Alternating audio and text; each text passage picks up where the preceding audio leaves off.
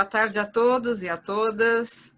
É uma grande alegria estarmos aqui novamente nessa programação do Circle of Support, que é uma programação organizada pelo São Paulo Open Center para dar suporte, né, como o próprio nome já diz, né, aos nossos parceiros, os nossos parceiros mais próximos, os nossos parceiros que estão chegando. Hoje, para nossa grande alegria, nós temos aqui uma audiência bastante diferenciada, diversificada, muitos professores, né, especialmente da área de língua inglesa, que é a área na qual nós trabalhamos hoje fortemente, mas temos coordenadores pedagógicos, coordenadores de área, diretores pedagógicos, diretores gerais, consultores de algumas editoras, gestores de programas internacionais, mantenedores, representantes de secretaria de educação, estudantes de mestrado, profissionais da área de educação, né, aqui de São Paulo, capital, de várias cidades do nosso estado, do Paraná também, de várias cidades, Juazeiro do Norte, Recife, Teresina, Goiânia, Florianópolis, Vitória, Belo Horizonte, ou seja, nossa audiência hoje, né, abraçando aí vários estados do Brasil. O tema de hoje desse nosso encontro é um tema emergente, né? O novo ensino médio, os itinerários formativos e seus impactos na área de língua inglesa. É um tema complexo, muito importante. Hoje nós não temos a pretensão de esgotá-lo, mas da gente trazer aqui conceitos chaves para nos ajudar a pensar sobre esse movimento que já está acontecendo nas escolas brasileiras, aqui no estado de São Paulo, na rede estadual, o currículo do novo ensino médio, o professor Paulo depois pode falar com mais detalhes sobre isso, já está estruturado. As escolas privadas ganharam aí mais um ano para se prepararem para a implantação em 2021, e esta é uma alteração que vai impactar em todas as áreas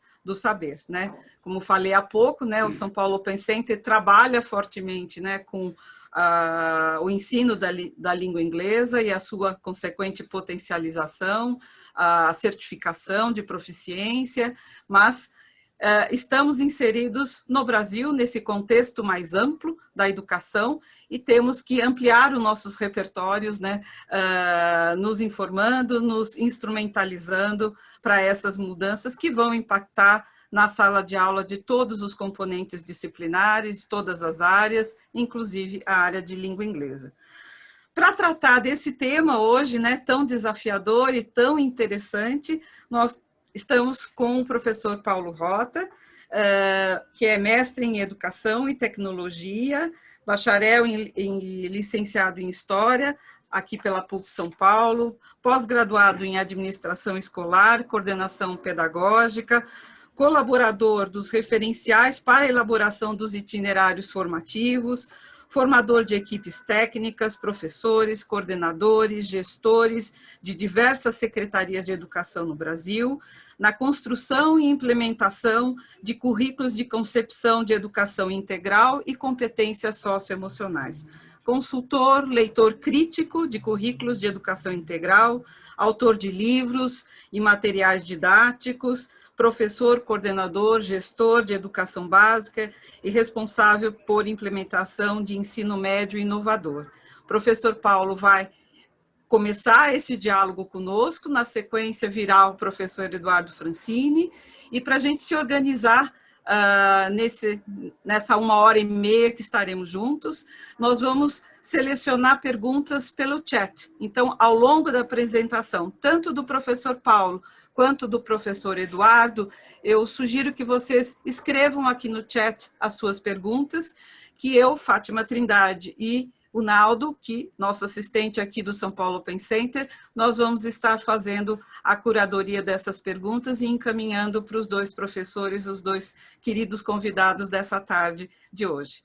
Gostaria, então, de passar a palavra para o professor Paulo e, desde já, agradecer imensamente por esses minutos que teremos com você, né, aprendendo e refletindo coisas de grande valia para a educação brasileira. Muito obrigado, Paulo, mais uma vez. Passo a palavra para você.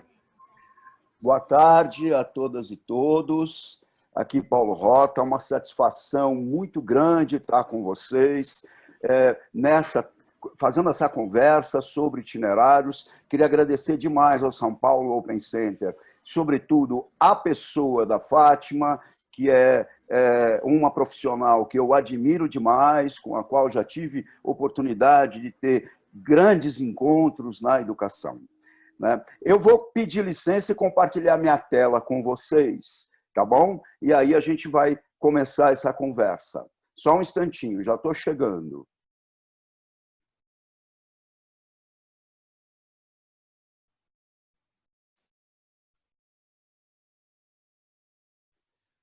Deu certo aí? Sim, Paulo. Vamos seguir. A ideia, portanto, é fazer uma breve conversa sobre o ensino médio e os itinerários formativos. Nas ciências sociais, a gente brinca, tem dois grandes métodos. Tem o nadador, o cientista social nadador, e o cientista social mergulhador. O nadador percorre toda a superfície da piscina, mas não vê a profundidade. O mergulhador vê a profundidade, mas não vê o alcance da piscina.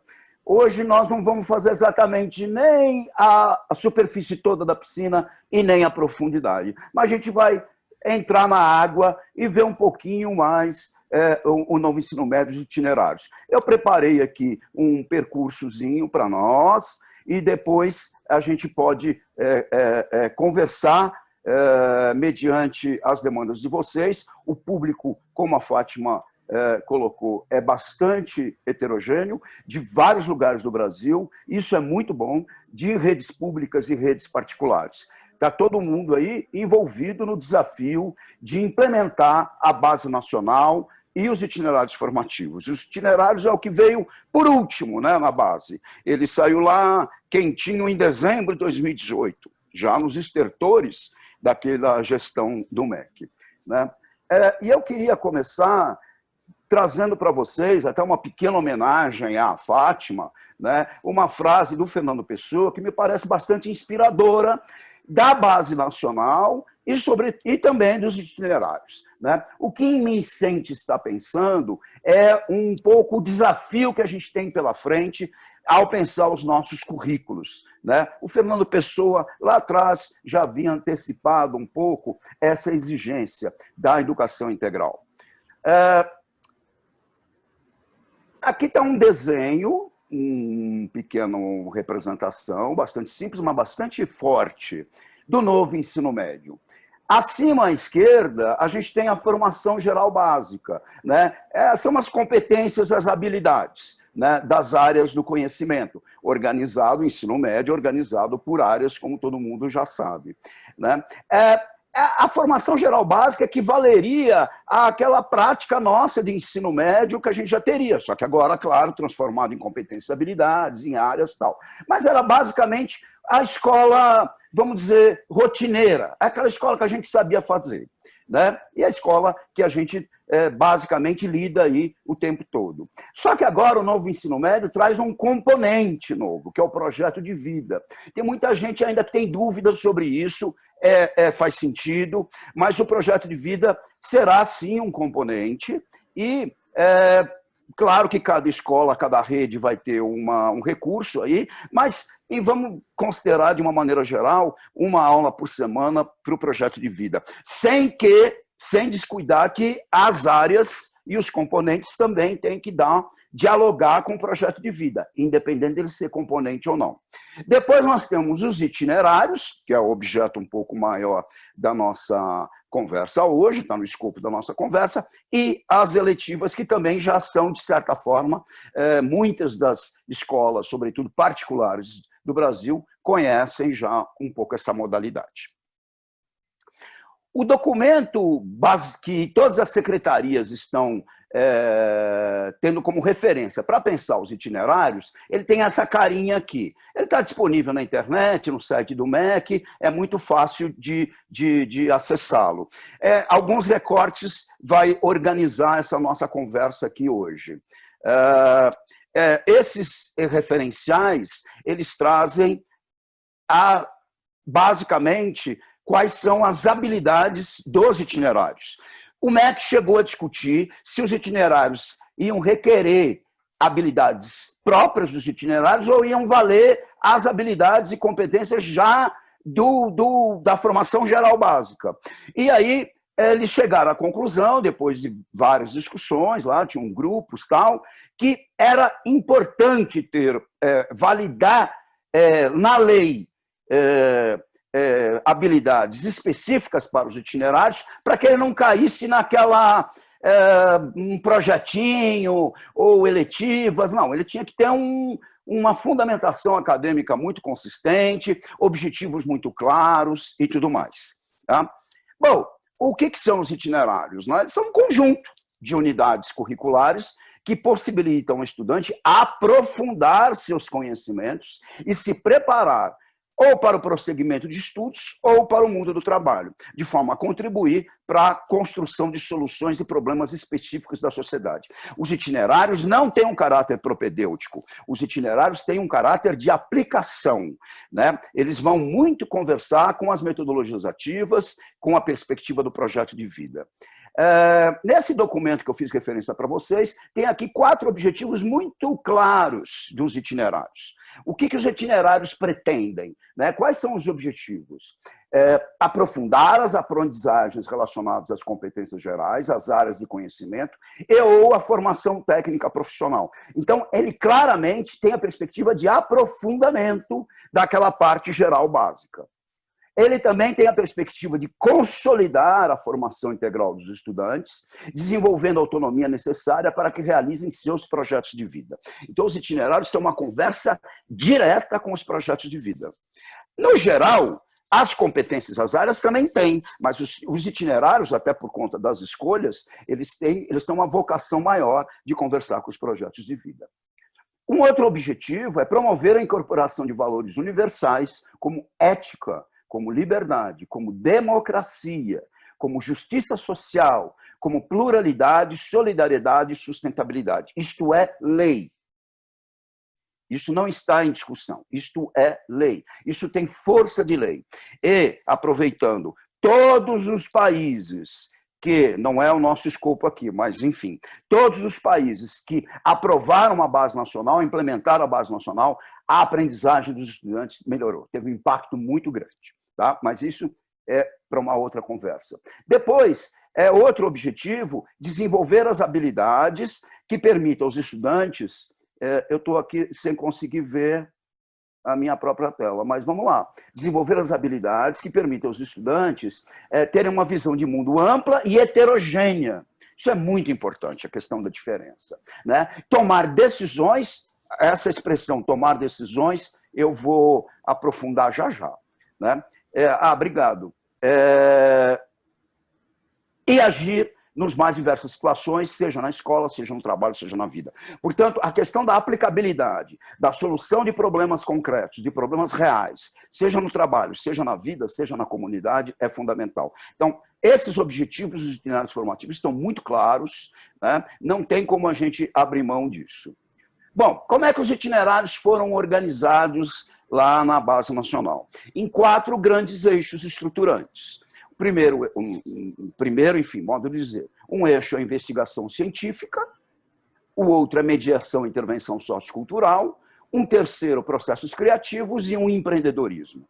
As redes e as escolas, elas devem passar necessariamente por um, ou preferencialmente por todos eles. Então, vejam, não é que eu tenho que obrigatoriamente articular os 4, mas olhando agora vários itinerários de vários estados do Brasil todo, essa conversa tem sido surpreendentemente muito bacana entre as áreas. Depois a gente vai, se for o caso, conversar melhor sobre isso. De todo modo, cada eixo desses, são 4 eixos. Então, o eixo os itinerários podem passar por um ou, preferencialmente, pelos 4, por 2, enfim.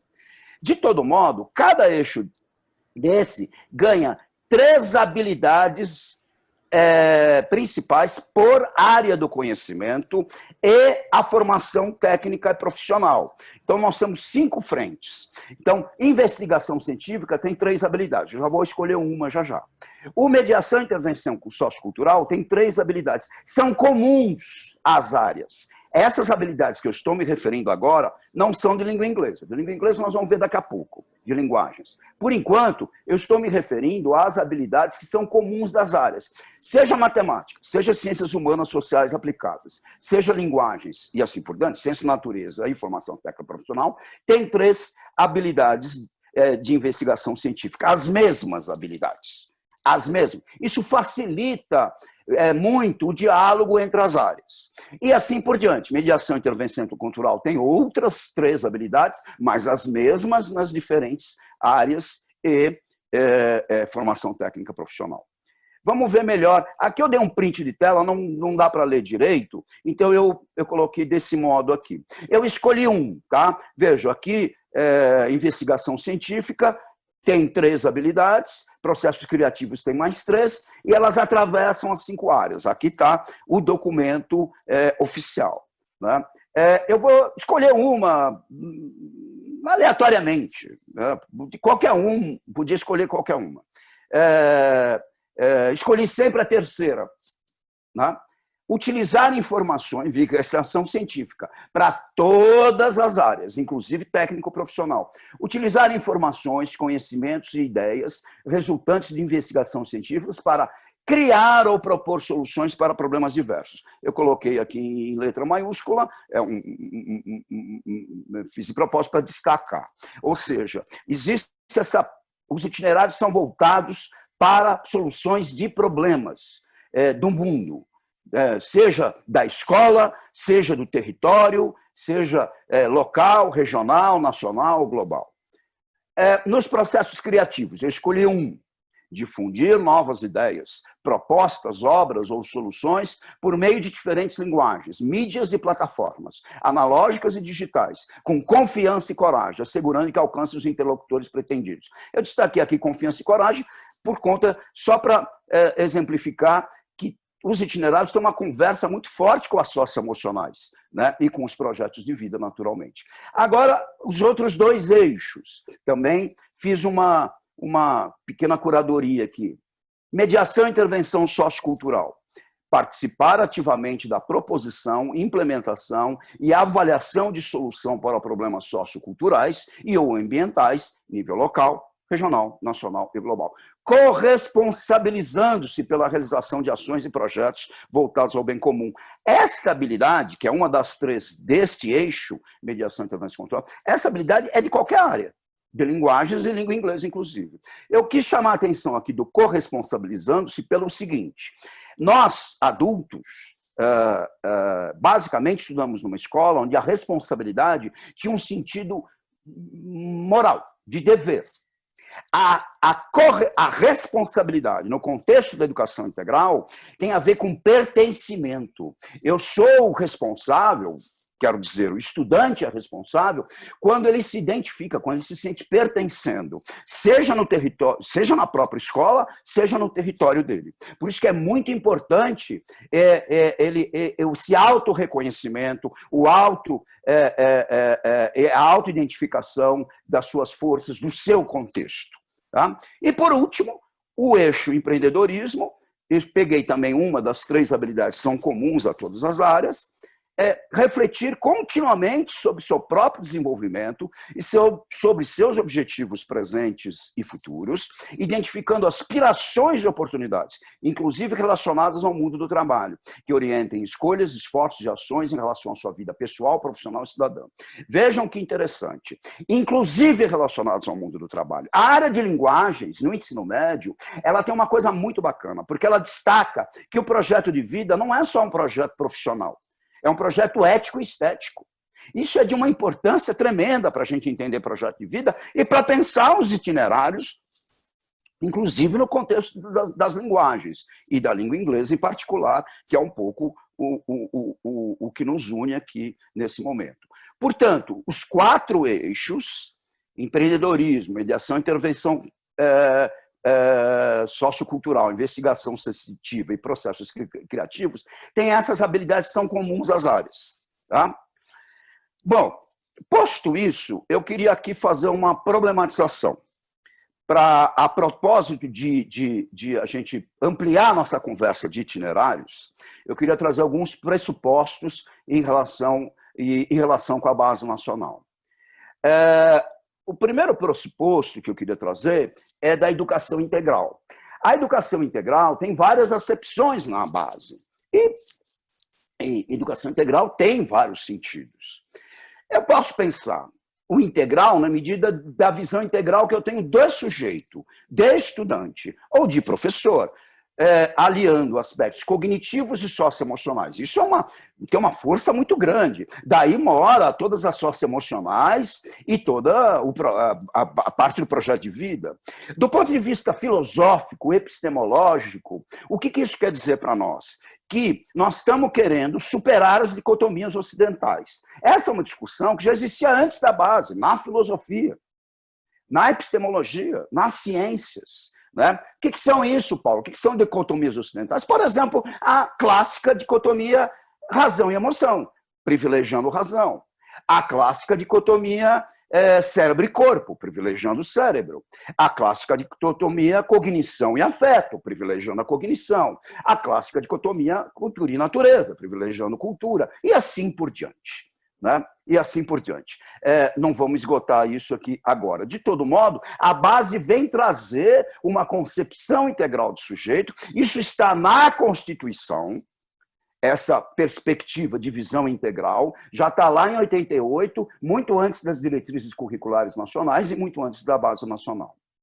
Eu tenho uma outra dimensão, uma outra acepção da integração, muito importante, que é a integração na área.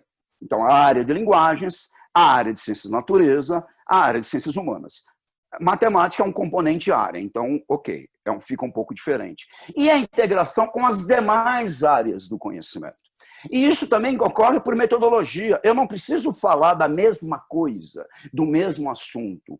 A base é muito forte em relação a isso. Eu não preciso ter um projeto falando do mesmo assunto para ver um diálogo de inglês com ciências humanas, por exemplo. Já vou dar um exemplo daqui a pouquinho. De todo modo, eu queria trazer para vocês aqui a dica depois para stalkear, agora não, o Museu das Confluências em Lyon. Depois dá uma xeretada nesse museu. Ele é interessante porque ele traz essa perspectiva de integração das áreas, na área e das áreas. Ele está na cidade de Lyon, ele está no encontro de 2 rios, tá? E ele é muito interessante porque é um museu extremamente contemporâneo, ele é organizado por perguntas. Né? E ele promove uma série de experiências para o seu visitante. E ele organiza, tem, sei lá, mais de 2 milhões de objetos e peças. Ele não organiza por tempo ou por povo, ele organiza por pergunta.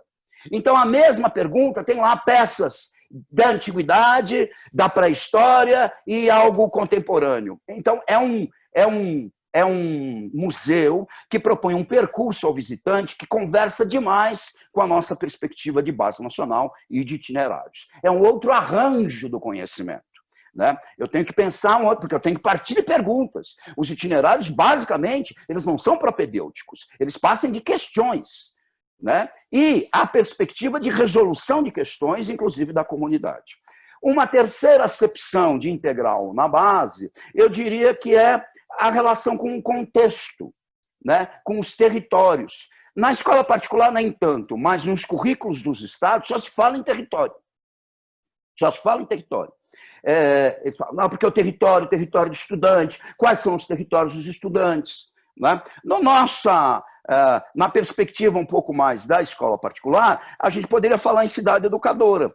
Quando eu tenho a perspectiva de itinerários pelo técnico profissional, eu vou ter que necessariamente o estudante vai sair da escola, provavelmente. Ele vai para algum lugar da cidade, próximo. Depois a gente vai ver que vai ter que discutir um protocolo de como é que isso vai ver. Mas deixa isso para o final, é quase um detalhe. Estamos aqui nessa parte de conceito de integralidade, de educação integral. E uma das coisas do integral é a relação da escola com a comunidade, da escola com o território, da escola com a cidade. Tá? Existem várias cidades educadoras no mundo, Barcelona, Rosário, na Argentina, enfim. De todo modo, nós vamos dialogar mais com a cidade. Isso me parece extremamente saudável. Né? E isso, os itinerários trazem essa... Já está na base, mas os itinerários reforçam isso. Por quê? Porque eles colocam o técnico profissional. Você pode trazer o técnico profissional para dentro da escola, ok. Mas você pode também promover a saída de estudantes, né, para eles viverem o seu percurso técnico profissional, se for assim a escolha, fora.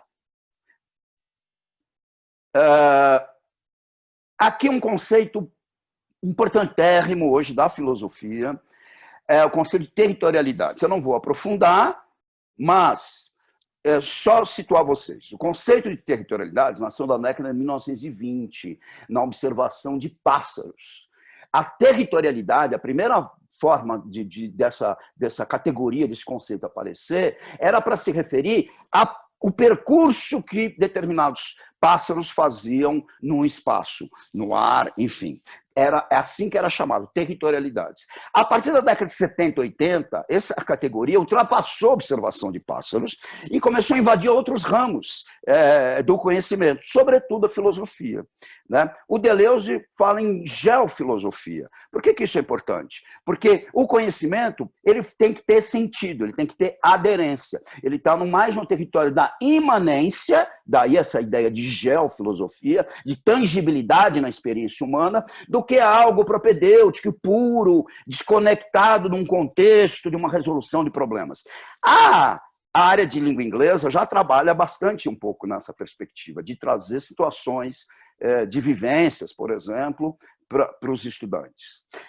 Vejam que a ideia de territorialidade está muito ligada a essa ideia de trajetórias, de percursos, de sentido.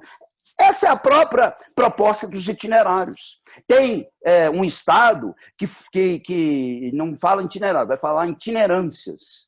Eles estão fazendo essa escolha. Mas é um diálogo, mas a ideia é muito parecida. Né? De todo modo, a gente está falando da experiência dessas juventudes, que são plurais. Pode ser que isso impacte menos a escola particular, sobretudo com uma clientela de brancos e classe média, mas isso na escola pública faz muita diferença, porque eu tenho que trazer as questões de gênero, as questões étnico-raciais, forte agora. E, sobretudo, esse conceito de territorialidades grandão também abriga a ideia fortíssima na base, que é a ideia de protagonismo. Eu só posso ter um aluno protagonista se eu reconhecer que o conhecimento mora na experiência e na territorialidade. Então, o que eu estou querendo trazer para vocês aqui é um passo atrás nos itinerários, seja de linguagem, de língua inglesa ou que área for. Eu estou querendo pensar um pouco o pressuposto, o que a gente precisa pensar conceitualmente, daí essa imagem do rizoma, né? Que ao contrário da imagem tradicional de conhecimento, que é uma árvore com uma raiz, um fundamento, o rizoma, ele se espraia. Eu não tenho muito o centro. Até posso considerar que ali tem galhos mais fortes nessa gramínea, né? Mas, de todo modo, eu posso pegar por qualquer lugar. Né? Eu não tenho que ter hierarquia no conhecimento. Vamos embora. E, por fim, eu queria trazer para vocês uma questão, discutir um pouco, problematizar um pouco a ideia de escolha. Por quê? Porque os itinerários, um dos problemas é, não consigo oferecer vários itinerários, como é que ele vai escolher e tal.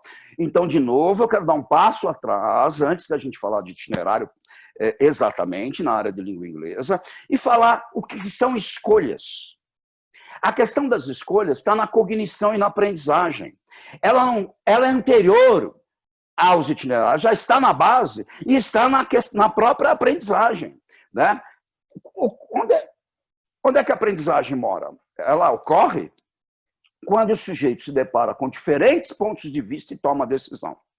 Portanto, a essência do itinerário como escolha, ela vem antes, porque ela está já na cognição e aprendizagem da criança. do infantil. Vou dar um exemplo daqui a pouco, não sei se eu estou me alongando muito no tempo. A tomada de decisão, que é quando ele escolhe, né, já é uma competência socioemocional. Então, veja que hoje as ciências da cognição estão pensando a aprendizagem, o fenômeno da aprendizagem, muito antes de itinerários formativos, a partir dos nós das redes. Se eu não trouxer mais de um ponto de vista, eu não estou promovendo a aprendizagem. Por isso que o trabalho tem que ser colaborativo, por isso que eu tenho que ter debate, por isso que eu tenho que ter clubes de debate, por isso que eu tenho que ter mediação de conflito, né, na escola. Por quê? Porque, na verdade, aprendemos todos nós, em qualquer faixa etária, a partir de diferentes pontos de vista. E é por isso que as experiências são diversas.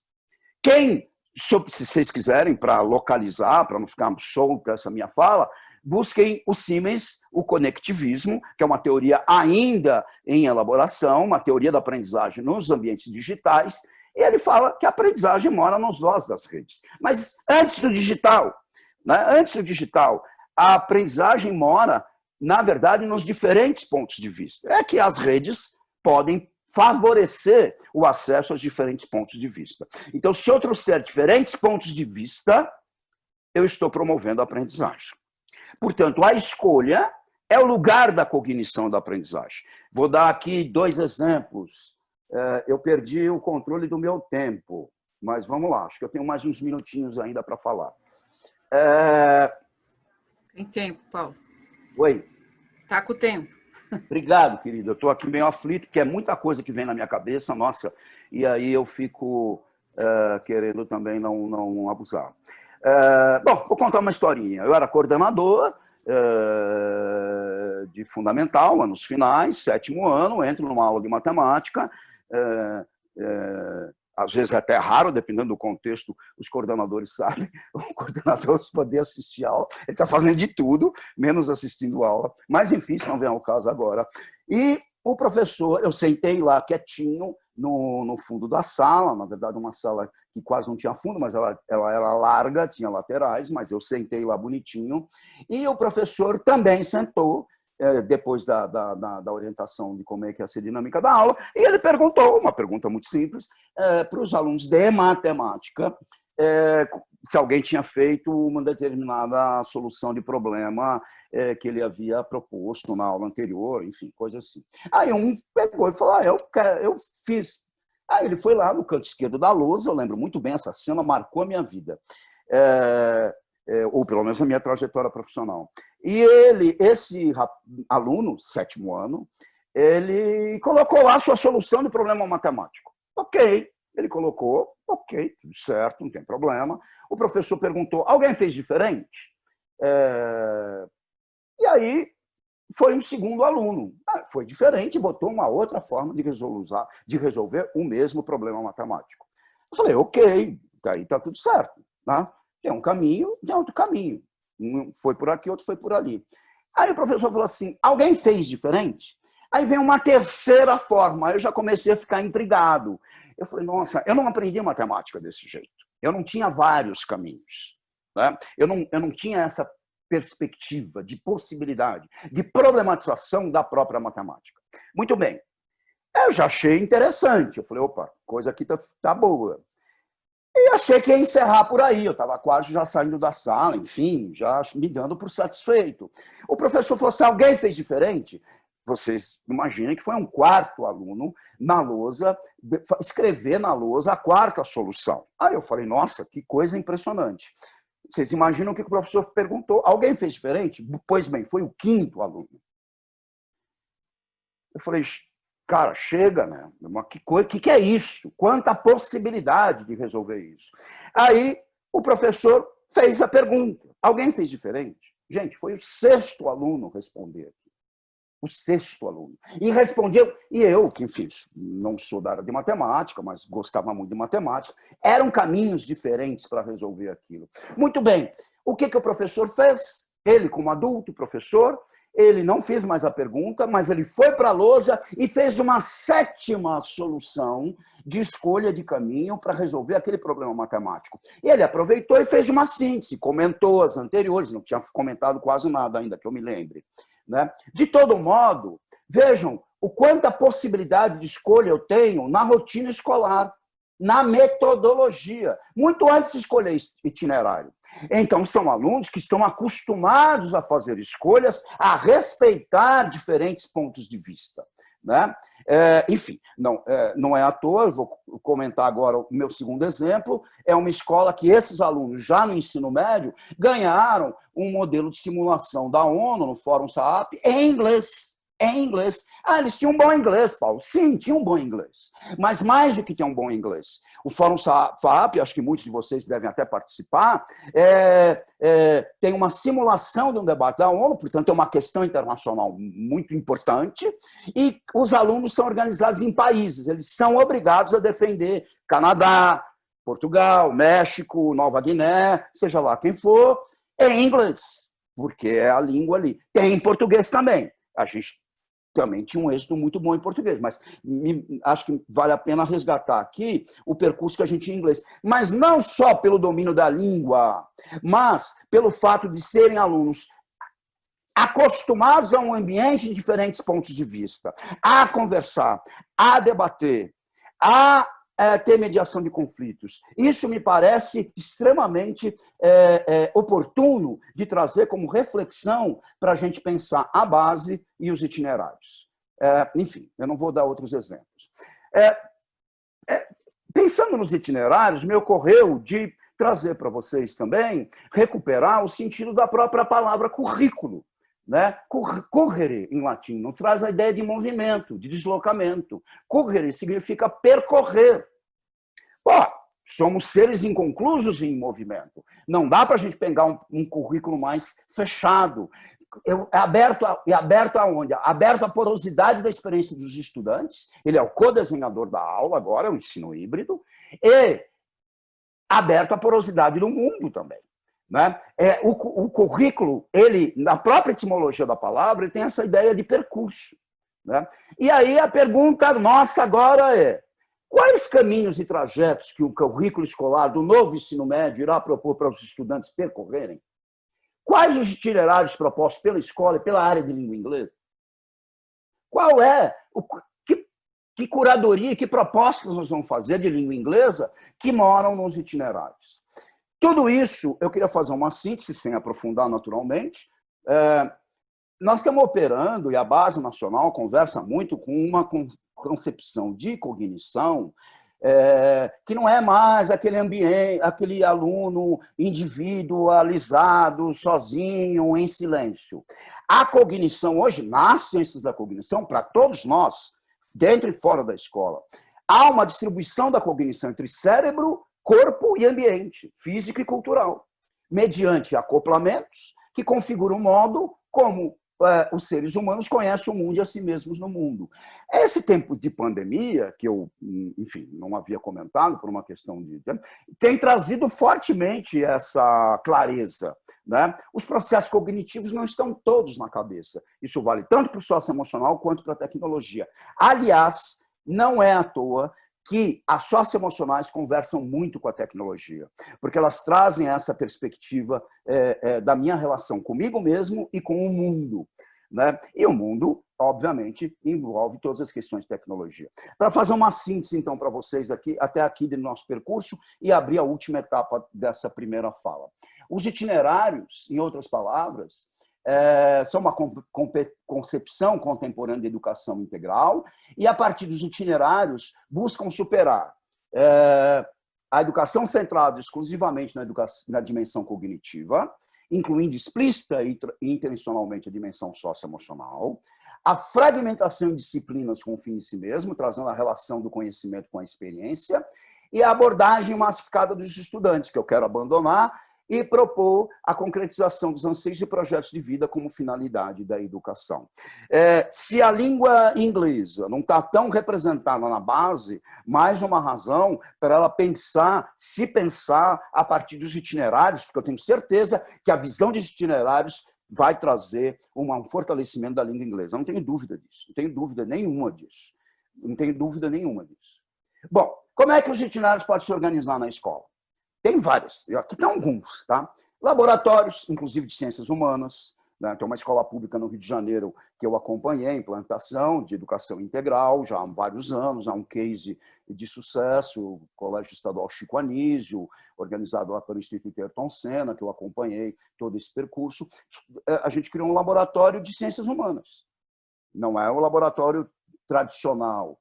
As oficinas, como eu citei, simulações de debate da ONU, no Fórum FAP, observatórios, núcleos de estudos, núcleos de criação artística, incubadoras, inclusive, de empresas, né? Projetos de pesquisa ou de intervenção, ou ambos, clubes, como clube de debate, e etc.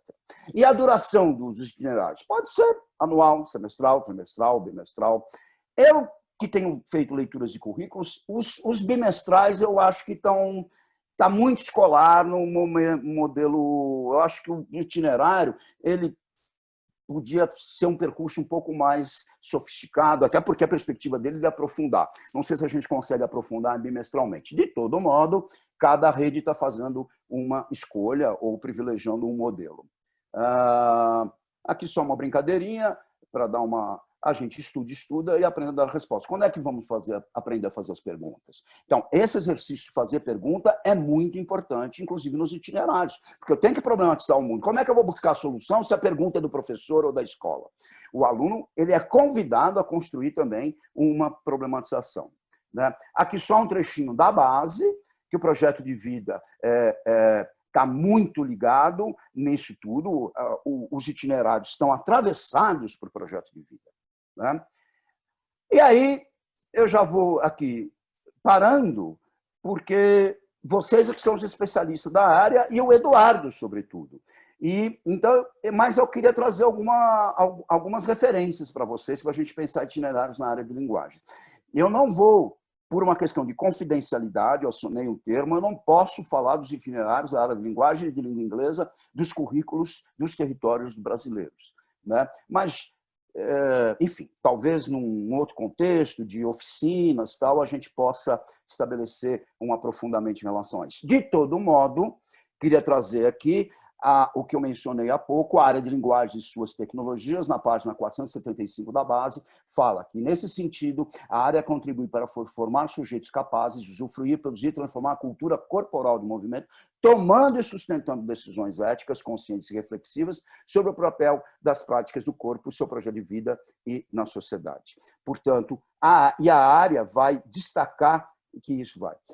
Aqui é específico de linguagens, está lá naquele documento que eu não, enfim, acho que eu não tenho tempo aqui de ficar lendo, nem sei se é o caso, né? Mas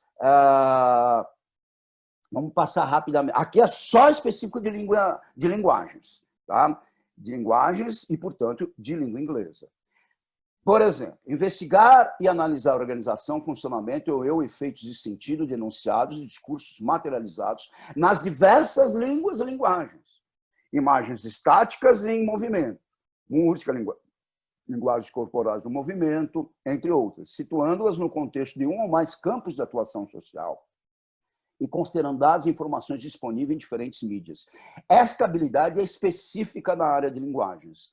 A investigação científica em ciências humanas vai por outro caminho.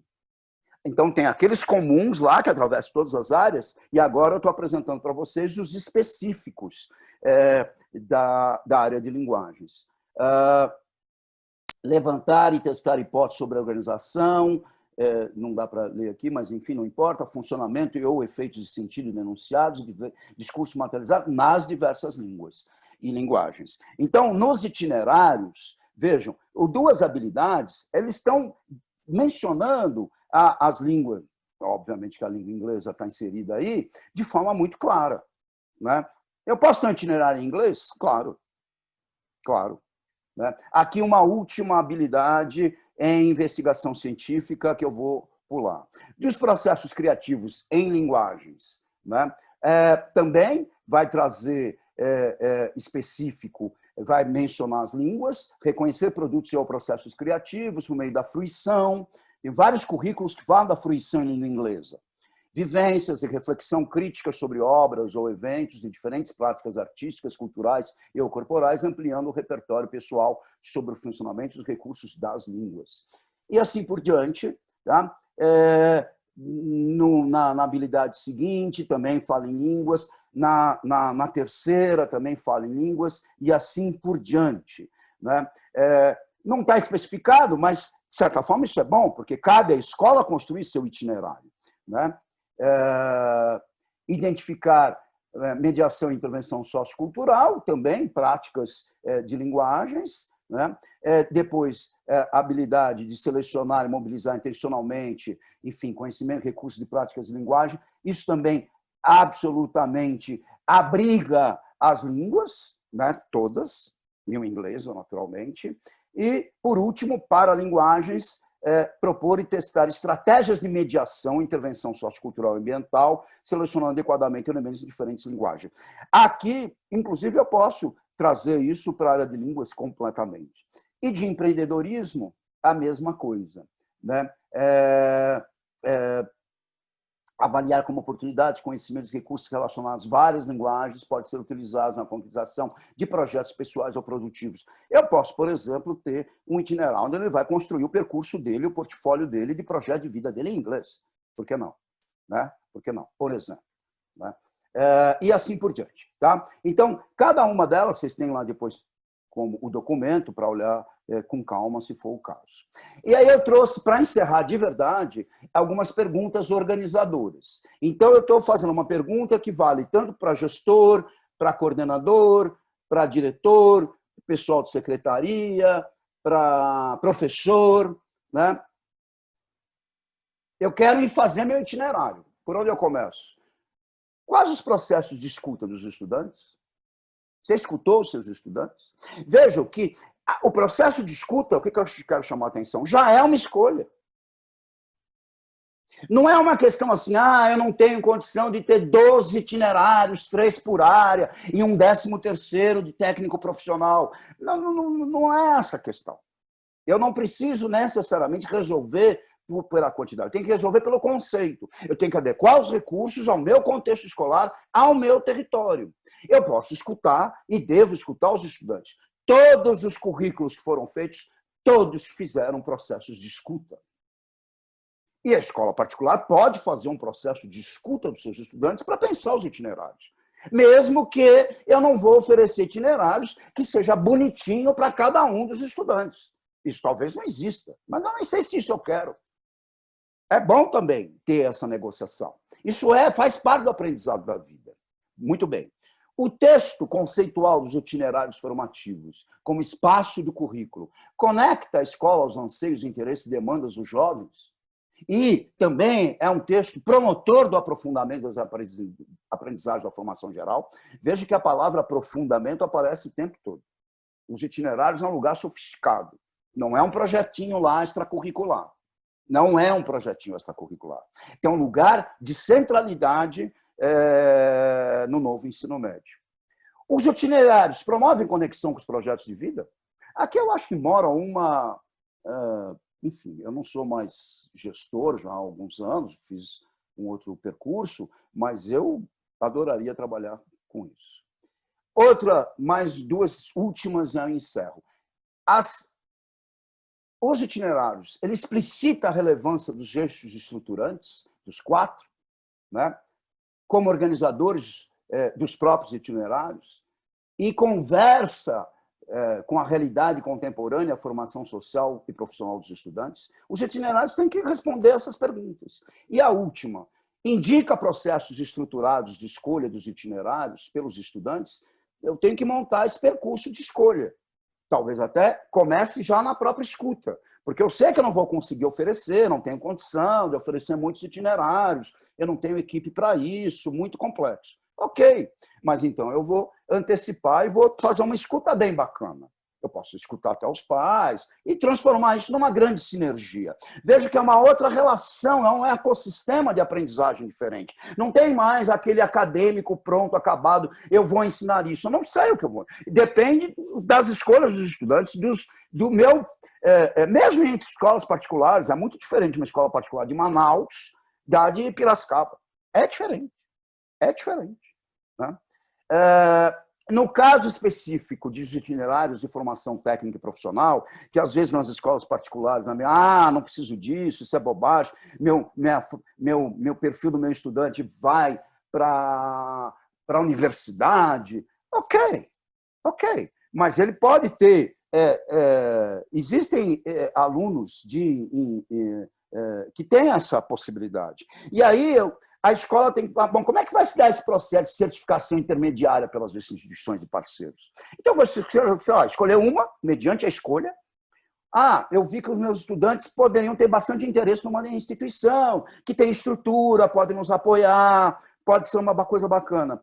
E as regras de mobilidade? Como é que vai ser? Porque agora é educação integral, é o território. Esses caras vão para a rua. Como é que é isso? Eu tenho condição, desculpem aqui que faltou um aí. Eu tenho condição, como é que eu vou planejar isso? Talvez eu não vou oferecer de imediato, mas eu tenho que pensar. E isso é uma oportunidade bacana da educação integral. Né? Não é porque o técnico profissional é desmerecido. Pelo contrário, e tem contexto de escola pública, é muito importante eu pensar isso, mas muito importante. E pensar problemas reais.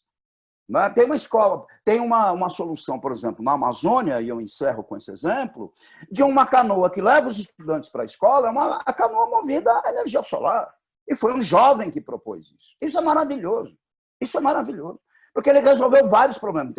O barulho do motor, o diesel que custa caro, que vaza, que polui e tudo mais. Tá? E, por último, só chamar a atenção, que é um pouco, eu acho que está na alma dos itinerários, é a pedagogia da diferença. Educar significa introduzir a cunha da diferença num mundo que sem ela se limita a reproduzir o idêntico, um mundo parado, um mundo morto. Os itinerários são muito diferentes, tem itinerários maravilhosos no Brasil todo, né, sendo elaborados, e eles moram aonde? Na diferença, porque eles olham para o território, é para isso. E uma coisa aqui de uma pessoa que talvez valha a pena a gente lembrar, simplesmente não posso pensar pelos outros, nem para os outros, nem sem os outros, Paulo Freire. Os itinerários são basicamente baseados em metodologias colaborativas. Eu pulei aqui algumas coisas, mas, enfim, se for o caso, a gente volta.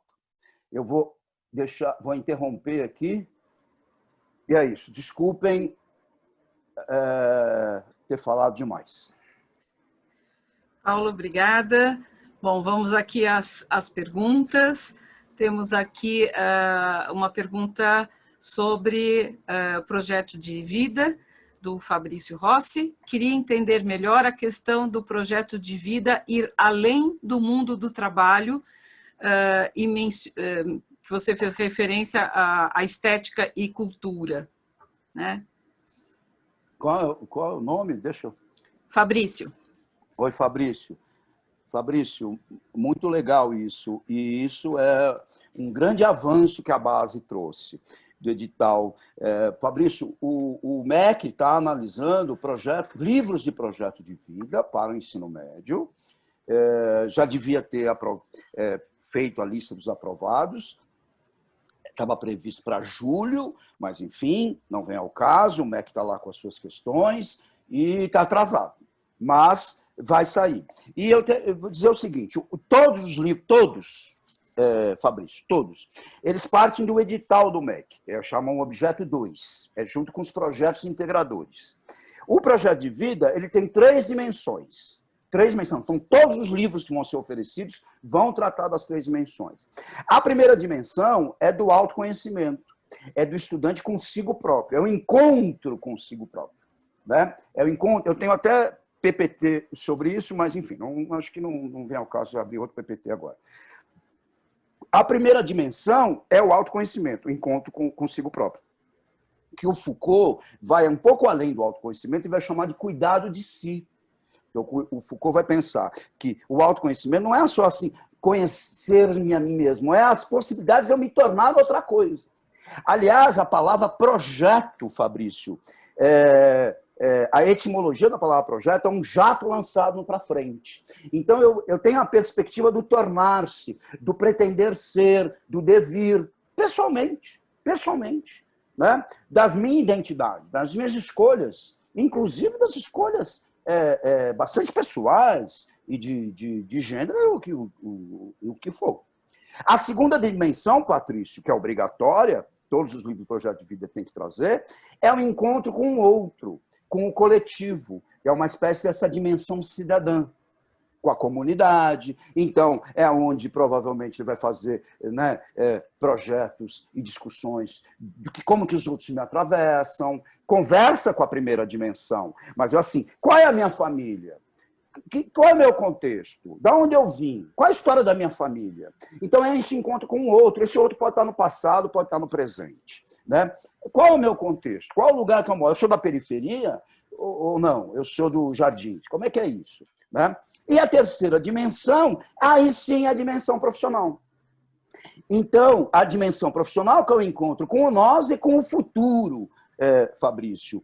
As três dimensões, elas estão concatenadas. A primeira, que é esse projeto do vir a ser pessoal, é muito socioemocional, aí ele vai ver a diferença entre emoção e sentimento, blá, blá, blá, blá. Muito bem, por exemplo, né? A segunda é o encontro com o coletivo, né? Que forças me atravessam, né? Como é que composição social constrói o meu eu, né? A minha identidade pessoal, né? Participando de um contexto, e a terceira dimensão profissional. Portanto, o ético e o estético, ele está atravessando isso tudo, né?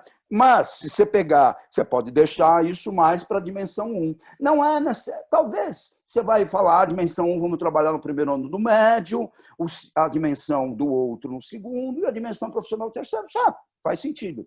Mas, na verdade, elas vão se misturar o tempo todo, né? Numa linha mais fractal. Mas eu não sei se eu te respondi, Fabrício, mas assim, a primeira dimensão é o autoconhecimento, o encontro consigo próprio, comigo mesmo. A segunda dimensão, o encontro com o outro e com o coletivo, a dimensão cidadã. E o terceiro, o encontro com nós e com o futuro, a dimensão profissional. Tá? Essas são as três dimensões do projeto de vida do edital do MEC. Fabrício agradece a você, Paulo. Que maravilha de resposta. Vamos lá, a próxima. É um livro de projeto de vida, Fabrício. É por isso que eu entreguei em janeiro, tá? Tudo na ponta da língua. Vamos lá, próxima pergunta do Alan Dantas Leonardo. Qual é o melhor caminho para um itinerário em língua inglesa com proposta interdisciplinar? Qual eixo priorizar? Uau! Bom, eu vou deixar isso para o Eduardo, eu acho. Mas eu acho que o Eduardo deita e rola nessa história. Mas, olha, Fabrício, porque eu trabalhei muito com projeto... Alan, opa, desculpa. Alan, eu estou no Fabrício ainda. Alan. Olha, Alan, o próprio projeto de vida, eu acho que tem que olhar para o território. Alan, que cidade que você está, qual a sua escola, qual é o perfil do seu estudante. Eu acho que é isso que tem que ter. Como é que a língua inglesa pode fortalecer o projeto de vida desse estudante? Né? Como é que a língua inglesa dialoga com as outras áreas por questões da própria comunidade, do próprio território? Né? É isso que eu acho que tem que olhar. A gente tem muitas possibilidades. E eu acho que os 4 eixos podem, em algum momento, conversar. Se você olhar com calma isso que a gente passou muito velozmente, você vai ver que tem muita possibilidade. Por isso que eu insisti naquelas habilidades que são comuns às áreas. Né? Ali mora um diálogo entre as áreas. Né? Eu, por exemplo, como coordenador gestor, adorava que os alunos pensassem em inglês os documentos gerados em língua inglesa, por exemplo, os documentos oficiais da ONU, resoluções de direitos humanos, por exemplo. Então, quando a inglês entrava articulando com os projetos de série, que a gente chamava, Alan, nesse lugar, assim, né? Olhando para a própria especificidade da língua inglesa. Acho que é isso. Né? Não sei se eu te respondi, Fabrício, mas... Olha, Fabrício, quer ver outra coisa que eu adoraria fazer hoje? E eu vi isso num itinerário, não vou dizer qual é, Mas eu achei, foi uma brincadeira tão bonitinha, o itinerário de língua inglesa, brincando com a palavra saber e cyber. Eu achei aquilo sensacional. Eu acho que o currículo, se alguém tiver aí desse currículo, não vai ficar chateado comigo com essa licença poética aqui. Enfim, está pensando em tecnologia, né? E eu acho que conversar, discutir tecnologia ou games com a língua inglesa, né? Boa parte disso, o mundo tecnológico é basicamente, semanticamente, da língua inglesa. Então, mora ali uma oportunidade muito grande de se refletir, né? Então, tem um itinerário, Alan, que pensa as questões da tecnologia, do mundo da tecnologia, da relação dos estudantes com a tecnologia, em inglês. Pronto, acho que agora eu te respondi melhor. Deixa eu passar agora para o Marcelo Salum. O estudo do meio pode ensinar a fazer essas perguntas, mesmo virtual? Marcelo Salum, os estudos de meio. Você é uma pessoa queridíssima, Marcelo Salum, uma saudade imensa. O Marcelo Salum é um grande pensador dos estudos de meio. E a gente tinha uma conversa lá atrás, né, Marcelo Salum, de fazer estudos de meio digital. Ninguém levava muito a sério essa minha delírio. E agora, talvez, se a gente tivesse isso pronto, de trilhas de estudos de meio digitais, isso teria sido uma grande oportunidade agora na pandemia. Pois é, Marcelo, essa é uma grande questão, porque eu visito vários lugares, né? E o digital, inclusive, enlouquece, embaralha toda a ideia de tempo, de espaço, né? Tecnicamente, a gente tem os conceitos de topocronia, de cronotopia, enfim, tem várias possibilidades de pensar a arte também, né? E também tem muita visita de museu hoje interessantíssima em 3D, né? Eu não sei se eu estou te respondendo, Marcelo Salom, mas as viagens digitais hoje, elas são possíveis, sim. Elas são possíveis, sim. É claro que a gente está com saudade da escola presencial, não tem a menor dúvida disso. Mas a gente tem possibilidades que a gente talvez tenha investigado pouco até agora, antes da pandemia, mesmo escolas com recursos, que são das viagens e talvez até estudos de meio em ambientes digitais, né?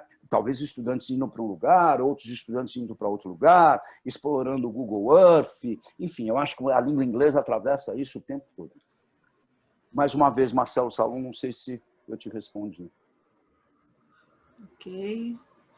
Bom, acho que pelo adiantado já da hora, a gente encerraria esse momento com você, Paulo, e passaríamos agora para o Eduardo, e no final a gente volta com vocês dois para considerações finais e respostas a outras questões que possam surgir. Então, agora eu gostaria de convidar o professor Eduardo Francini, um grande parceiro nosso no São Paulo Open Center, desde a nossa fundação. Eduardo é formado em Pedagogia e em Letras, mestrando no programa de pós-graduação em Linguística Aplicada, da UEL no Unicamp, e pós-graduado na USP, no MBA em Gestão Escolar. Ele atua, né, como coordenador pedagógico, hoje aqui no colégio, o Colégio Magno, aqui em São Paulo, e assessor no Colégio Luiz de Queiroz, em Piracicaba. Ele tem uma grande experiência na área de assessoria, na área de línguas e linguagens, formação de professores, gestores de rede pública, é examinador oral dos exames Cambridge English, que a gente representa aqui, é professor convidado do nosso centro para cursos, né, de formação de coordenadores, o Educational Leadership de Cambridge Assessment International Education. Em 2017, foi autor do parecer crítico do Consulado Britânico sobre a língua inglesa na terceira versão da Base Nacional Comum Curricular.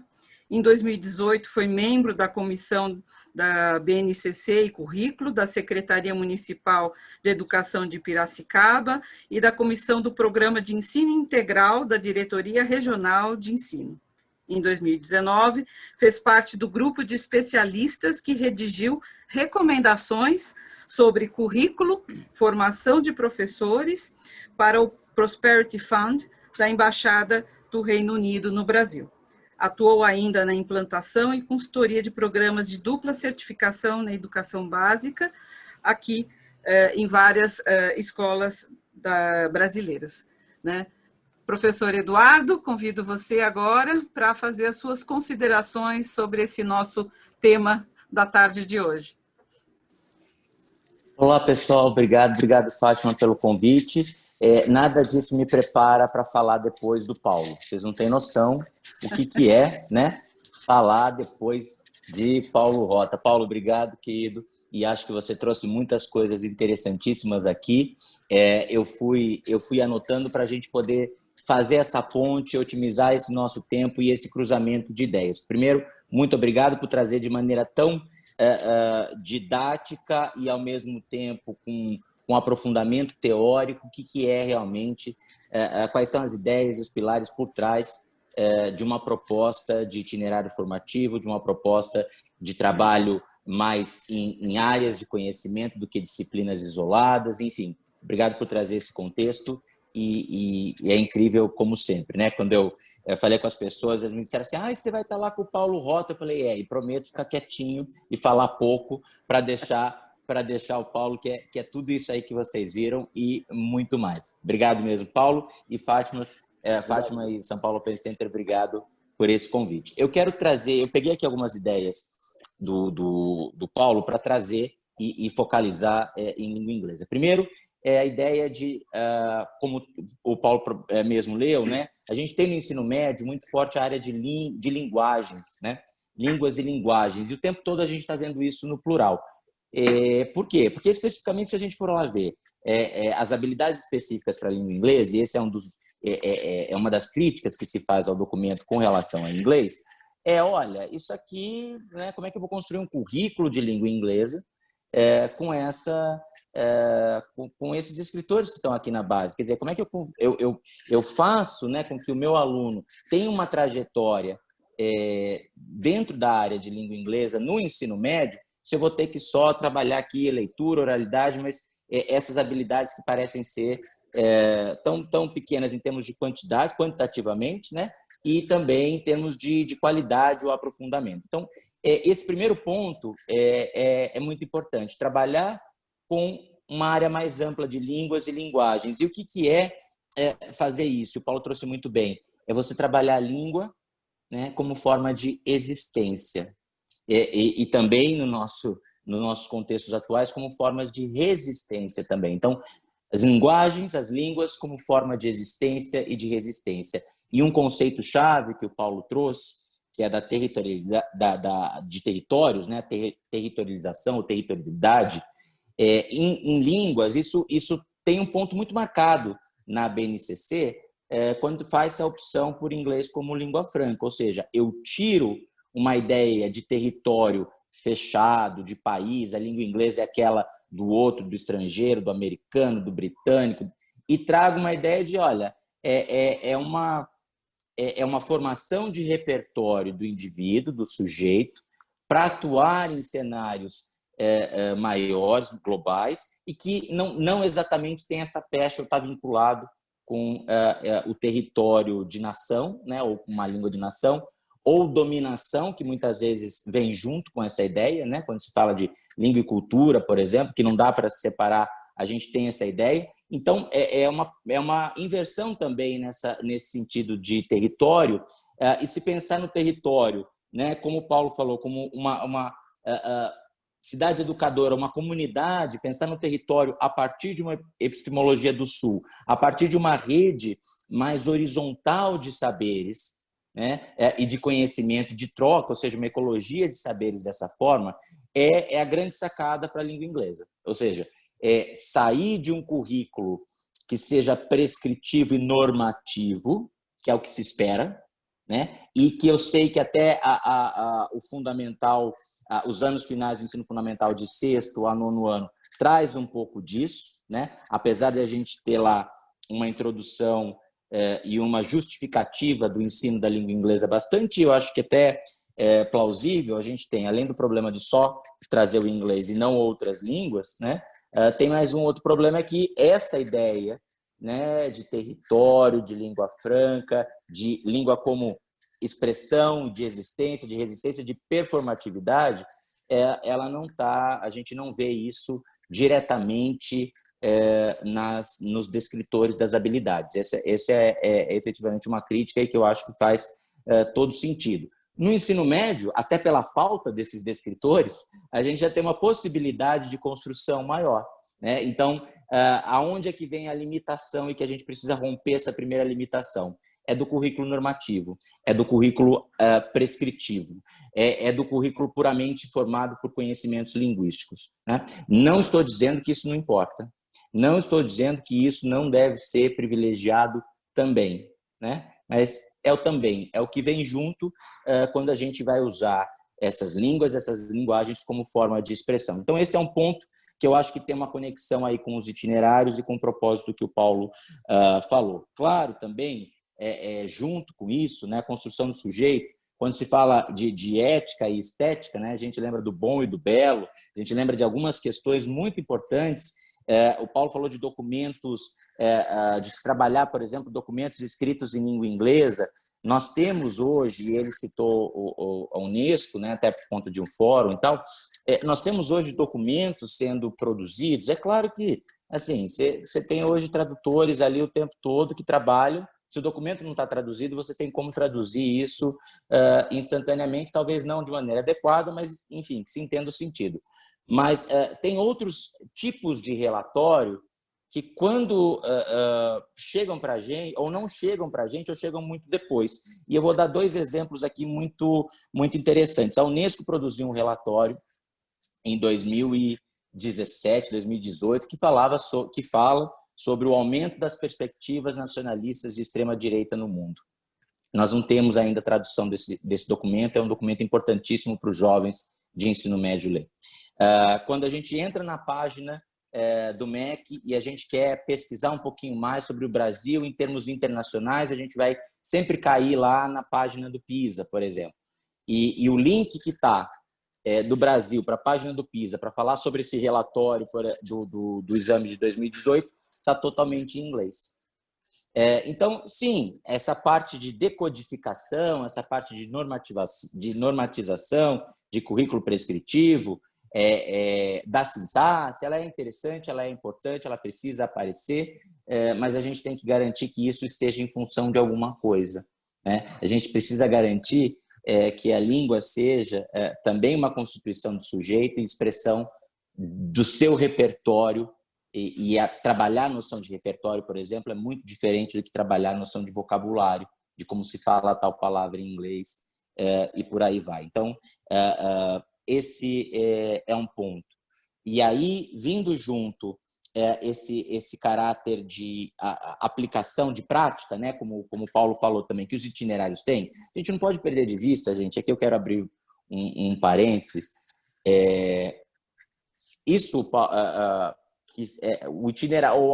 o desenho de uma escola desse formato para alunos de 14, 15, até 17, 18 anos, e que já estava previsto lá atrás, como o Paulo bem falou, e que já tem experiências aí mais ou menos já nesse modelo de sucesso dentro do nosso próprio país, ele vem como um instrumento de política pública para poder dar conta de algumas questões que foram observadas como necessárias. Quando a gente, por exemplo, visita o site sobre o novo ensino médio do MEC, ou mesmo o documento que o Paulo mostrou com relação aos itinerários de mais locais ou estaduais, né, paulista, por exemplo, a gente percebe lá claramente esses pontos de partida. O que a gente está tentando fazer aqui com o itinerário e talvez a gente possa trazer para a língua inglesa também. São 6 pontos básicos que eu fui anotando aqui para trazer para vocês, para tentar fazer essa relação. Primeiro, né, se diz lá, olha, os nossos estudantes não sabem português e matemática quando eles saem do ensino médio. Isso é uma das justificativas que estão lá para a construção de um novo ensino médio. Eles não sabem, eles não têm conhecimento suficiente em português e matemática quando saem do ensino médio. 41% dos nossos estudantes de ensino médio abandonam a escola. durante o ensino médio, não concluem o ensino médio dentro da faixa etária que deveriam concluir. A escola precisa ser um lugar no qual o jovem saiba ou aprenda a fazer escolhas conscientes e responsáveis. Os itinerários também são para as escolhas conscientes e responsáveis. As abordagens devem ser interdisciplinares e currículos flexíveis. Também isso, a gente vê que o itinerário ele aprofunda ou deve aprofundar. E como é que a gente aprofunda a área de linguagem? A gente tem que trabalhar com o repertório do aluno, a gente tem que trabalhar com a criticidade do aluno. Isso é muito interessante e precisa ser trabalhado, né? Então, e a área de linguagem consegue fazer muito bem isso. E, por fim, o tempo integral e também, claro, né, quando a gente fala lá da escolha, o maior protagonismo juvenil, ou seja, passar mais tempo dentro desse ambiente, se descobrindo, né, e com o próprio projeto de vida entra aí. Então, esse caráter de aplicação, de aplicabilidade ou de praticidade desses itinerários, eles têm a ver com aprofundar, consolidar esses conhecimentos, com o projeto de vida, com valores universais, como foi citado aqui, com soluções de problemas, né, para soluções de problemas. Então, perceba a oportunidade, e aí para todas as áreas, mas em linguagem de maneira muito específica, que perpassa tudo isso. Né? O Paulo mostrou os 4 itinerários, né? Mesmo os pontos, né, centrais de itinerários, fez menção também ao itinerário de formação técnica profissionalizante. O que perpassa tudo isso? Né? A linguagem, mesmo na área matemática, na área científica. Então, entender um pouquinho sobre, menos em termos de ter um currículo que se aprofunde em inglês em termos de proficiência ou desempenho linguístico, e mais em potencializador da criticidade, potencializador de território, de saberes que aquele aluno traz. E aí tem uma diferença muito grande também entre esses propósitos nas escolas privadas e públicas, né? Nas escolas públicas eu ouço bastante aí de professor, né? E posso citar um caso muito interessante, um exemplo que eu tenho dado desde o ano passado, que é a própria mudança de material da Secretaria Estadual de Educação do Estado de São Paulo. O 4º bimestre, a apostila do aluno de inglês, né, e do professor do 4º bimestre do ano passado, já apareceu de maneira absolutamente diferente em termos de proposta de trabalho com inglês e da língua, de linguagem. Né? Primeiro porque trouxe ali algo mais perto da vida do aluno e de conteúdos que ele estava estudando. Né? Então, trouxe no 6º ano, por exemplo, a ideia de geografia. Né? Falava sobre geografia, ciências, né? Movimento de rotação da Terra, dia, noite. No 7º ano, trazia a ideia de alimentos, falava sobre vida, corpo humano, enfim. Isso tudo no material de inglês, para a criança poder ter a oportunidade de falar numa outra língua aquilo que ela falaria na língua dela, aquilo que ela quer falar, a maneira como ela quer se expressar. E aí, eu sei que no começo teve uma certa resistência, tanto de professores quanto de alunos, que é assim, nossa, mas agora então eu tenho que saber geografia, ciências para dar aula de inglês. Então, nós não estamos falando de um tipo de abordagem só. Então, não é um itinerário que você vai ter que trazer conteúdos em inglês. Pelo contrário, você tem que trazer ali elementos, textos, um currículo, uma discussão, um projeto que pode ser, por exemplo, uma simulação, ou é um projeto que pode ser de um estudo integrado de textos, literatura em língua inglesa, que depois você vai fazer a entrega disso de um outro formato, mas, enfim, precisa ter um conjunto de ideias que o aluno seja capaz de desenvolver aquilo que é proposto numa educação mais integral, com um perfil de cidadania global, ou seja, o Paulo mencionou sustentabilidade, que está lá, né? Mencionou solidariedade, soluções de problema. Então, não se trata só de uma oportunidade de uso de inglês real, situações reais, mas de uma oportunidade de se pensar de constituição do sujeito mesmo, dele mesmo, e como ele vai fazer esse relato, essa entrega, como ele relaciona, como as línguas se relacionam dentro dele também para ele fazer isso, como ele entende as línguas, o exemplo entre saber e cyber, né, saber, isso tudo são ideias de um mesmo sujeito que não tem a língua em compartimentos separados na cabeça, né? Não usa agora, vou tirar a chavinha do inglês e vou colocar a chavinha do português. Quando eu era pequeno, meu professor de inglês falava assim, olha, você tem que pensar em inglês. Né? Mas o que é isso de pensar em inglês? Né? Tem o pensar, existe o sentir. Né? E agora, sentir, é mesmo que eu falar, você tem que sentir em inglês, mas o que é isso? Né? Claro que dependendo da nossa vivência, a gente usa algumas expressões, que faz mais sentido numa língua ou outra, de acordo com as experiências individuais. Mas o pensar, o sentir, ele muito que depende mais dos sujeitos e das experiências do que você ter que forçar um pensamento em inglês, ou, né? Enfim. E tem também, claro, cuidado com isso, os estágios em que isso acontece, né? Mais adulto, por exemplo, ou adolescente, ele vai ter uma resistência, o aluno vai ter uma resistência maior, talvez, e vai ter que passar por um processo na cabeça dele que ele vai ter que traduzir tudo antes de entender uma ideia geral. Né? Então, a gente tem que vir com propostas também que use já o conhecimento do aluno, que saiba, que parta do que ele já saiba, para poder fazer um projeto numa outra língua. Porque se você vier também com tudo novo, se você deixar com... então eu vou trazer esse texto em inglês, essa ideia aqui, e aí a gente já vai fazer discussão, pode ser que o aluno se sinta, pelas características mesmo da adolescência, principalmente quando não tem uma vivência maior na língua, desmotivação. Né? E aí eu começo a traduzir tudo, e aí, enfim, o propósito, né, se perde também nisso. Tá? O último ponto que eu gostaria de trazer aqui, com relação a isso, teriam outras coisas, mas eu estou sendo bem sucinto e estou tentando aproveitar aquilo que vocês já ouviram do Paulo para a gente fazer uma colagem, uma bricolagem disso no final. Né?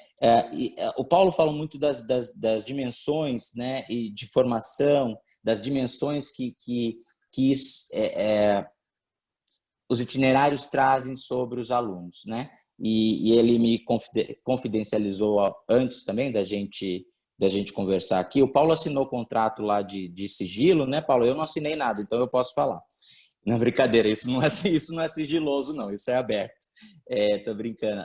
Que existe um documento, e a gente tem já, prestes a ser homologado, as diretrizes de formação docente, né? A base chamada aí de BNCC dos professores. A BNCC dos professores está aí. Né? E a gente consegue acesso a esse documento no site do MEC, na parte lá das resoluções do CNE. Pensar também nessas 3 dimensões para o professor é importantíssimo e fundamental, né? Porque o professor também precisa estar preparado para fazer isso. Talvez o maior desafio de se propor um itinerário em língua inglesa seja pensar com a equipe que rumo que isso vai levar, e aí tem vários caminhos. Então, desde o caminho que olha, vamos importar isso daqui, vamos trazer esse curso, vamos pegar aquele currículo internacional e fazer essa trilha, porque isso já foi pensado, montado, e a gente tem essa vertente. Outra coisa é você fazer, como é que eu penso nessas questões locais, né, que têm impacto global, que fazem a diferença para a minha comunidade aqui, nesse território, nessa noção de território que se conversa, né, que a escola tem diálogo com a indústria, que tem diálogo com a prestação de serviço, que tem diálogo, né, com a política, e que tipo de itinerário, então, portanto, eu posso fazer que vai enriquecer essa trilha crítica do aluno ali. Mas, seja em qualquer uma delas, né, e em qualquer outra que você esteja pensando, a formação do professor e o entendimento sobre esse processo que o professor tem que ter é fundamental. Com ele mesmo, né, nos aspectos de autoconhecimento, na prática profissional também, e também no conhecimento de como a disciplina dele ou o que ele pretende fazer em sala de aula com esse aluno potencializa outras aprendizagens e aumenta esse repertório do aluno. Para fechar, então eu falei um pouquinho da ideia do itinerário em uma língua inglesa, ou para a língua inglesa, como proposta, que não tenha foco só no desenvolvimento das competências linguísticas, ou seja, não é fechado nele mesmo, que tenha, assim, um entendimento decolonial a partir do entendimento de território, de comunidade,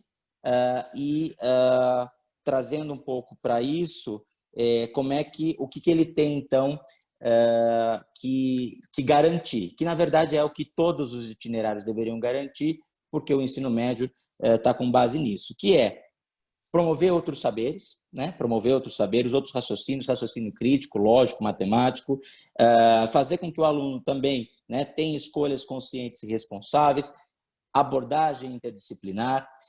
Eu queria trazer aqui, mas eu não vou mencionar para não ficar muita coisa, a gente não pode confundir ou relacionar isso a um programa para as escolas bilíngues, porque a gente tem aí, prestes também a ser homologado, uma diretriz nacional, né, ou diretrizes nacionais para a educação bilíngue, que quando a gente fala, por exemplo, de currículo flexível, quando a gente fala de abordagem interdisciplinar, ou quando a gente fala de trazer elementos da BNCC, as competências e habilidades, em outra língua, essas diretrizes para a educação bilíngue, elas vão se tornar aí um empecilho impeditivo para isso. Então, não vou trazer isso para a discussão aqui, mas para vocês saberem, claro que muitos de vocês bem informados já sabem disso, tem. Então, não confundam esse itinerário ou a possibilidade de itinerário, né, na área de linguagens em inglês no ensino médio, como sendo, olha, agora aqui eu vou fazer um programa bilíngue, né, porque aí, né, o programa bilíngue vai trazer isso. Então, a gente tem que entender um pouquinho isso e, mais ainda, não confundam com educação bilíngue, educação escolar formal bilíngue, né, porque tem em diversos contextos. Para fechar, e aí falando do documento que eu mencionei sobre como é que nós estamos, como é que o Brasil vai, eu entendo o PISA, mas eu não posso dizer que eu sou um entusiasta do sistema de avaliação de escalas, né? Nem nacionais, nem internacionais. Mas o que eu gosto mais de ver no resultado do PISA, que me interessa mais, são as respostas dos alunos aos questionários que são feitos antes da prova. Então, tem a prova, tem o resultado da prova, que é o que todo mundo sabe, mas tem aquilo que às vezes não chega para a gente como informação, mas está lá no relatório, que são aquelas perguntas de contexto, perguntas para entendimento. Quem é esse aluno brasileiro que está colocando as respostas aqui? E aí pode dizer, essas respostas, sim, eu acho que nos dizem muito mais até do que os dados de ciências, matemática ou leitura. Olha um dado interessante. Nós temos meninas pontuando quase 30 pontos a mais do que meninos na área de linguagem. Como é que a gente pode trabalhar isso? Nós temos meninos pontuando até 9, 10 pontos a mais do que meninas na área de matemática. Na área de ciências, a coisa está ali. E quando eles são perguntados, então, fala assim, olha, esses meninos que mais pontuaram na área de matemática, tem uma pergunta que a gente poderia talvez relacionar a projeto de vida desses meninos lá de quando fazem o PISA, com 15 anos. Então, em inglês está lá os high achievers, né? As maiores notas em matemática dos meninos foram relacionadas com a pergunta feita no questionário, que é: qual área que você pretende seguir, né, como formação profissional? E esses meninos que vão bem na matemática querem ir para a engenharia. As meninas que vão bem na área de leitura são profissões relacionadas à saúde. A gente percebe que pouco aluno brasileiro tem interesse, por exemplo, na área de tecnologia da informação e comunicação. 4% só dos alunos, e são meninos, colocam ali alguma profissão ligadas às tecnologias de informação e comunicação. Na parte das meninas, isso não chega nem a 1%. Esse é um tipo de informação que a gente precisa conhecer. Quem é esse aluno de 15 anos que está entrando na primeira série do ensino médio, né? Quando o Paulo diz conhecer o aluno e o que ele quer, também é um pouco disso, né? Não é só falar assim, o que você quer? Porque se a gente vai ouvir o aluno, fala assim, olha, eu quero uma sorveteria aqui, né? Que eu quero que na cantina só tenha isso, eu quero...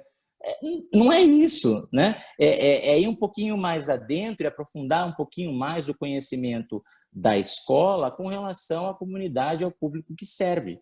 Isso é que vai fazer a diferença nos seus programas de itinerário e também em língua e linguagem.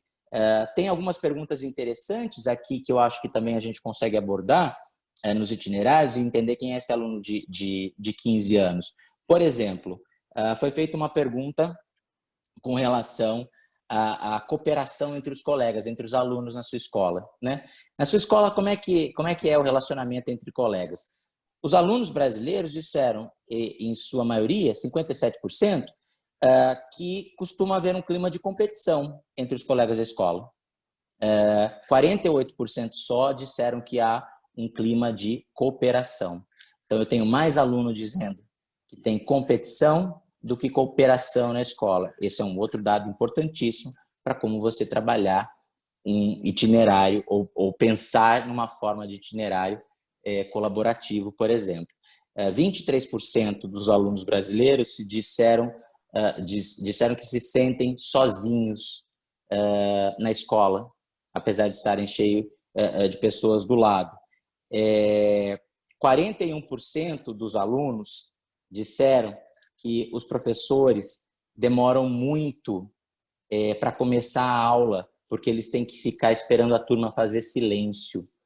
41% dos alunos. Olha o tipo de... Só para vocês entenderem as perguntas que são importantes no PISA, tá? Procurem sobre isso. O questionário do PISA é muito legal, porque os alunos falam muita coisa ali. Eles nos dizem muitas coisas, né? E principalmente, falando de ensino médio, o PISA traz algumas questões que você não vai achar lá no SAEB. Saiu recentemente o IDEB, né? Saiu ontem, antes de ontem, a gente tem aí o Índice de Desenvolvimento da Educação Básica no Brasil, que vai falar como é que o menino está de português, matemática e fazer a relação disso com a taxa de continuidade, né? De promoção ou de continuidade nos estudos, não reprovação, enfim, saída escolar e tudo mais. Outras perguntas, talvez, de contexto, a gente não tem acesso, não são feitas, mas aqui no PISA tem, que vale a pena conhecer. Então, quando 41% diz que eles estão numa sala de aula em que precisam esperar e que o professor espera bastante tempo antes da aula começar, a gente também precisa entender como é isso e por quê. E um outro cruzamento interessante, desses alunos que disseram isso, né, dos alunos que disseram que os professores deles esperam a aula começar, a pontuação desses alunos foi cerca de 19 pontos menor do que aqueles alunos que responderam que na escola deles o professor chega, está tudo bem, a aula começa, não tem que ficar esperando silêncio, disciplina, enfim. Né? Então, como é que eu posso ligar também uma coisa com outra para construir isso? Enfim, o que eu quero passar aqui é bem simples, né? A ideia de currículo para a língua inglesa tem que servir ao aluno como potencialidade e aumento de seu repertório, linguístico inclusive, mas não só, limitado a isso.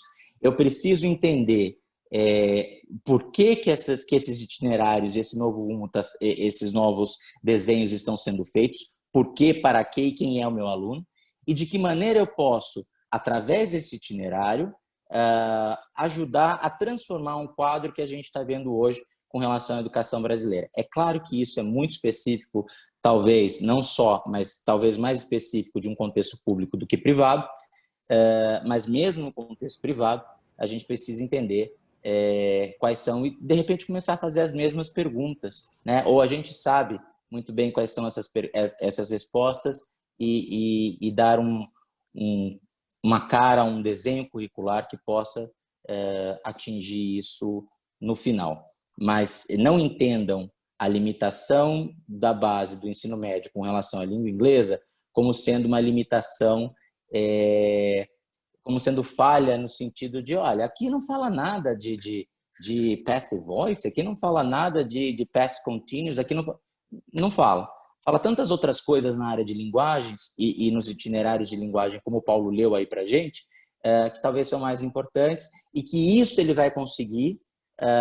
E, claro, para ele conseguir isso, tem que ter essa estrutura também. Olha, como é que ele vai pensar para fazer negociação num fórum da ONU que ele tem que falar em inglês? Bom, para ele falar em inglês, e fazer essa negociação, ele vai ter que ter estruturas do tipo condicional, ele vai ter que ter estruturas do tipo inversão de sujeito com objeto ali, voz passiva. Então, aí sim vem a forma depois que a gente pensa no propósito e no porquê, e o currículo vai engrenando isso tudo. Gente, é isso. Eu cortei um pouquinho aqui, não fiz uma apresentação e procurei anotar aqui os pontos do Paulo para que talvez pudesse fazer mais sentido para quem está ouvindo a gente desde as 4 horas e, de uma certa forma, amarrar isso no final. E também me coloco à disposição depois para qualquer um de vocês a gente continuar esse bate-papo, essa conversa. Obrigada, Eduardo. Bom, está aberto aí um tempinho para perguntas, observações. Tem uma observação aqui do Fabrício Rossi, novamente. Que análise bacana esta sobre as perguntas escondidas do PISA. Muito bom, Eduardo. Estão em inglês, tá? Estão escondidas porque estão em inglês. No link do site do MEC. Então, assim, veja se isso também talvez não seja aí uma coisa, vamos deixar lá isso em inglês, não vamos traduzir não agora. É de 2018, né? Enfim, tem algumas questões importantes, sim. E, gente, vão atrás disso, porque é dado público, isso precisa estar público, isso tem que estar em algum canto, a gente precisa saber, e às vezes podem dizer mais até do que simplesmente ficar reproduzindo, o Brasil não vai bem de ciências, os nossos estudantes não sabem matemática, sabe? Eles estão bem ruinzinho de português. Gente, né? E no PISA, quer dizer, o quanto que isso também está alinhado com outros objetivos, quem são esses alunos, o que a gente tem que garantir primeiro? Se o menino fala que ele tem que esperar um pouquinho para ter um clima de estudo e de entendimento na sala dele, nós estamos falando do quê? Se numa época de pandêmica, a maior preocupação que a gente teve, e aí a gente está falando assim, em termos de gestores escolares, era com relação a garantir a alimentação desses alunos que deixaram de ir para a escola. Veja, isso assim, não está ligado uma coisa com a outra. Como não? Como é que eu faço uma política pública de desempenho, de meta, como um IDEB, e eu não relaciono a fatores sociais, a fatores mais humanos? É só assim, olha, está passando de ano ou não está, saiu da escola ou não, foi bem na prova ou não foi, e aí eu não vou relacionar com essa criança que vai para a escola para comer, e a gente viu isso, assisti isso presencialmente, entregas de cestas básicas na escola como sendo algo, como sendo a primeira preocupação. Vamos garantir isso? Porque era isso que muitos alunos buscavam, e aí, principalmente em escolas públicas, né, se pensa depois numa continuidade do estudo, se pensa depois, a gente vai dar um app, a gente está dando... Então, mas assim, primeiro garante algumas coisas básicas que a escola garante, e dentre esse pacote básico que a escola garante, não é só a parte de conteúdo, de conhecimentos, de saberes, né? São outras coisas. A escola como um instrumento de política pública social também, né? Então, eu acho que é isso, Fabrício. A gente precisa entender tudo isso e começar a ver como uma coisa interfere na outra para se pensar quem é esse menino de 15 anos e que tipo de itinerário vai fazer sentido para ele. Tem aqui agradecimentos pelas ótimas reflexões, Eduardo, que você provocou em todos nós, né? Maria do Carmo aqui muito oportuna, colocação da ideia de itinerário que promove outros saberes. Obrigada, Eduardo. Karina Fernandes agradecendo também. Paola, enfim, vários aqui agradecendo. Eu sei que a gente já está um pouquinho além do nosso horário previsto, né? Eu gostaria, se ninguém mais tiver alguma pergunta, considerações finais, né, do Paulo e considerações finais aqui do Eduardo. Eu cedo meu tempo para o Paulo. Paulo, fala em dobro. Consideração final, eu quero ouvir o Paulo. Nada. Eu já falei demais. Talvez acrescentar uma informação, parece que possa ser mais útil. Eu estou aqui, esse é o edital do MEC para o livro de formação de professores. Isso. E na área de linguagem são 7 livros. Um deles é de inglês, especificamente. Os outros são de língua portuguesa, educação física, música, teatro, dança e artes visuais. Cada livro desses de formação de professores tem 200 páginas. E também faz parte desse percurso todo formação de gestores, diretores e coordenadores. É a primeira vez no Brasil que nós vamos ter material oferecido para os educadores profissionais voltados para a sua especificidade, né? Então, me parece isso interessante. Quando né? é a entrega, Paulo? A entrega é em janeiro. Eu estou aqui, entreguei um tá. capítulo semana passada, mas eu estou fazendo de humanas, de um componente de humanas, mas eu imagino que... Em janeiro está na mão do professor? Não. Em janeiro entrega para o MEC. Ah, para o MEC, tá. Como de projeto de vida a gente entregou em janeiro para o MEC, ainda não circulou, porque aí o MEC vai fazer a sua avaliação. Mas eu queria chamar a atenção aqui, que é a primeira vez que nós vamos ter livro de formação de professores de inglês, e o edital é comum para todo mundo, então tem que fazer um projeto de vida, é a unidade 2, tem um isolamento disciplinar, que é a unidade 3, e a unidade 4 é a conversa na área e com as outras áreas. Então, isso não importa o componente, é igual para todo mundo, né? Então, e tem ainda, na mesma edital, o livro de formação de gestores, diretores, coordenadores de escola e assim por diante. É só isso que eu queria acrescentar dessa informação e agradecer imensamente a oportunidade, mais uma vez, ao São Paulo Open Center, à Fátima Trindade, satisfação interagir com vocês, interagir com o Eduardo, é sempre muito bom. Colocar à disposição, inclusive com a dica aí do Marcelo Salum, da gente pensar estudos de meio virtualmente, digitais, né? E, naturalmente, na perspectiva da gente construir itinerários formativos na área de língua inglesa para o ensino médio. Enfim, estou à disposição. Satisfação, agradeço a todo mundo.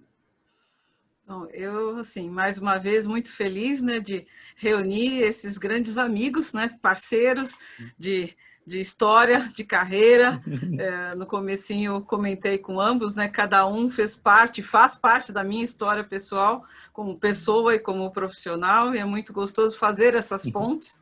Acho que uma das missões do São Paulo Open Center, e não é à toa o nosso logo, a ponte espraiada aqui de São Paulo, né, uma das nossas grandes paixões é fazer pontes, unir pessoas, unir saberes, unir áreas, trabalhar a diversidade.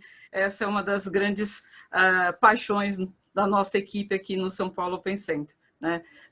E uma das coisas que eu gostaria de pedir a todos vocês, né? A gente tem tentado exercer essa pedagogia da escuta, né? Tentar ouvir a vocês, nossos parceiros que estão próximos aqui da gente, no trabalho com o ensino da língua inglesa, com a avaliação da língua inglesa, com o desenvolvimento dos profissionais. A gente criou esse momento, esse círculo de suporte para a gente se ajudar, se dar apoio, né? Trocando experiências, discutindo temas do ensino da área de língua inglesa, mas não só. Eu acho que hoje a gente transitou, né, por esse contexto mais amplo e, né, o Eduardo fez esse zoom para a nossa área. Enfim, eu gostaria de ouvir vocês, se vocês tiverem temas que os interesse, para a gente convidar pessoas, para a gente trazer outras reflexões, né, que de fato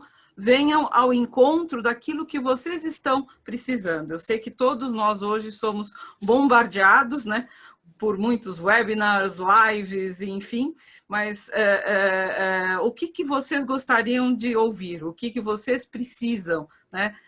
Digam isso para a gente, né? Da mesma forma como o Eduardo enfatizou muito, e Paulo também, que aluno é esse, qual é esse nosso aluno de ensino médio. A gente está escutando, a gente está com essa habilidade dessa escuta, né? Então, nós queremos ouvir vocês, né? E poder estar próximo e para promover encontros de troca de conhecimentos e construção de práticas, né, para benefício de toda a educação brasileira em especial. Tá? Então, quem tiver alguma sugestão, sinta-se à vontade de escrever aqui para a gente organizar novos encontros. Nós vamos continuar com com esses encontros até o mês de novembro. Aí a gente para, porque acredito que vocês já não vão aguentar mais tantas atividades, final de ano e um ano surreal que a gente está passando, né? Todas essas incertezas, expectativas, vai, não vai, abre, não abre, abre o quê, quando, quanto, né? Então, acho que até comecinho de novembro a gente continua nessa nossa programação, que eu confesso pessoalmente que tem sido o melhor dia da semana, do mês, né, da quinzena, para mim, como profissional. Estar com vocês, educadores, né? É das minhas grandes paixões, né? Então, Eduardo, né, nosso parceiro há tantos anos já, muito obrigada por mais uma vez, né, estar conosco. Paulo, né, muito obrigado mais uma vez também, esse resgate da história, da nossa história, né, se juntando você a esse grupo de educadores que nós temos hoje aqui conosco no São Paulo Open Center. Alguém gostaria de fazer algum comentário final? Algum dos participantes? Se quiser abrir o microfone, sinta-se à vontade. Já não estamos com tantos presentes agora, né? Compreensível. Sexta-feira, todos já cansados, outros compromissos. Fátima, eu queria reiterar o que eu já escrevi. É uma Heloísa. Uma tarde dessa com Eduardo Francini e Paulo Rota. Eduardo, um colega de trabalho há tantos anos, e Paulo, que eu tive o prazer de ser meu coordenador numa escola que trabalhamos. Então, termino a minha semana muito bem. Elo, que saudade. Muito bom. Que legal te ver. Quanto tempo. Eu estou saindo daqui com um monte de coisa, pensando num monte de coisa. Vocês conseguiram. Me deixaram inquieta. Obrigada. Uau! Que coisa boa, Elo. Muito bom. Opa, que temos legal, aqui Daniela Mussa. Olá, Dani. Seria legal uma conversa sobre a normatização. Ai, perdi, peraí. Normatização do ensino bilíngue. Pode deixar. A gente tem uma relação próxima com o professor Ivan, né? O Eduardo sabe um pouquinho também, o pessoal da embaixada, muitos que vêm trabalhando, refletindo sobre isso. Vamos atrás, né? E vamos tentar promover uma conversa sobre isso também. O que mais? Ok, obrigada. Então tá, gente. Super obrigada a presença de todos vocês, muitas carinhas conhecidas, aqueles que estão chegando pela primeira vez aqui no nosso grupo, muito obrigada. Tenham um final de semana revigorador, né? Um beijo a todos vocês e daqui 15 dias a gente se vê de novo aí com um novo tema, que a gente está com ele no forno já, tá bom? Um grande beijo, tá? Obrigada a todos, até a próxima. Tchau. Tchau, tchau.